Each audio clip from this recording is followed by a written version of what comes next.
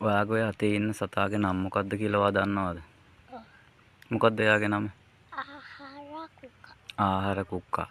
එතකොට දැන් ඔය සත්තු ඔයා තනියෙන් ඉන්නකොට අල්ලනවද? නෑ. කාත් එක්ක කාගෙන් අහලාද අල්ලන්නේ? තාත්තගෙන් අහලා අල්ලන්නේ නේ.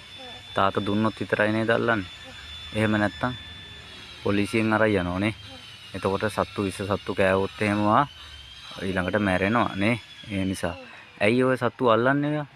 ඒ කියන්නේ ආ. මං අරහට ඔයා අල්ලලා මොනවද කරන්නේ ඒගොල්ලන්ටද?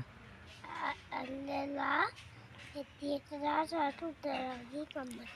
අම්මට ගිහින් දෙනවා නේ. මරන්නේ නෑ නේද ඒ සත්තුන්ග? නෑ. මේක බලන අයට ඔයා මොකද්ද කියන්නේ? සත්තු මරන්න එපා කියලාද කියන්නේ? සත්තු මරන්න එපා ඒගොල්ලන්ට පරිසරයේ ඉන්න දෙන්න කියලා. ඔව්. මොකද්ද? ඉන්නේ මොකද්ද? දෙන්නේ. මරන්න එපා. මේ සත්තුන්ටත් පරිසරයේ ජීවත් වෙන්න අයිතියක් තියෙනවා. ඒ නිසා මේ සත්තුන්ට පරිසරයේ ඉන්න දෙන්න. නේද? එහෙම නේද කියන්නේ? ඒගොල්ලෝ හරිම අහිංසකයි කියලා කියන්නේ ඉතින්. ඒගොල්ලෝ හරිම අහිංසකයි.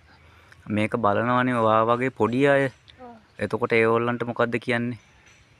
ඔහොම සත්තු අල්ලන්න කියනවද? එපා නේ. සත්තු අල්ලන්න එපා.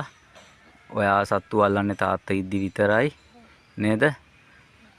විස සත්තු අපි දන්නේ නැතුව ඇල්ලුවොත් එහෙම ඒ සත්තු කෑවොත් අපිව මැරෙනවා. නේද? ඒ නිසා මොකද්ද කියන්නේ? යාළුවන්ට ඔයාගේ යාළුවන්ට මොකද්ද කියන්නේ? එහෙම සත්තු අල්ලන්න එපා කියලා නේ කියන්නේ. මං වගේ මෙහෙම සත්තු අල්ලන්න යන්න එපා. ඒක ඉගෙනගෙන කරන්න ඕන. නේද? එතකොට දැන් ඔයා තාත්තා නැති වෙලාවට සත්තු අල්ලනවද? නෑ. එහෙම අල්ලලා තිබ්බොත් එතකොට පොලිසියට කියලා ආව අරයි යනවා නේද? ඒ නිසා එහෙම වැරදි වැඩ කරනවද? හොඳ ළමෙක් වගේ හැසිරෙනවද ඔයා?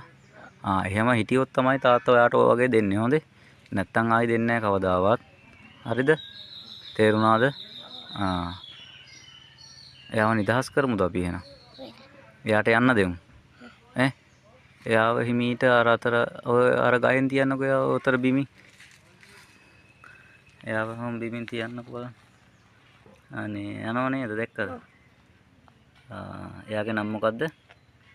ආහාර කුක්කා. ආහාර කුක්කා නේ. එයා අපේ පරිසරයේ හිටියට අපිට බය වෙන්න දෙයක් නැහැ නේ. විස සත්තු තමයි අපි අපේ පරිසරයෙන් අයින් කරගන්නේ. නේද? එයා ගියා. එයාගේ අම්මව හොයාගෙන එයා ගියා. දැක්කනේ? එයාගේ අම්මව හොයාගෙන එයා ගියා.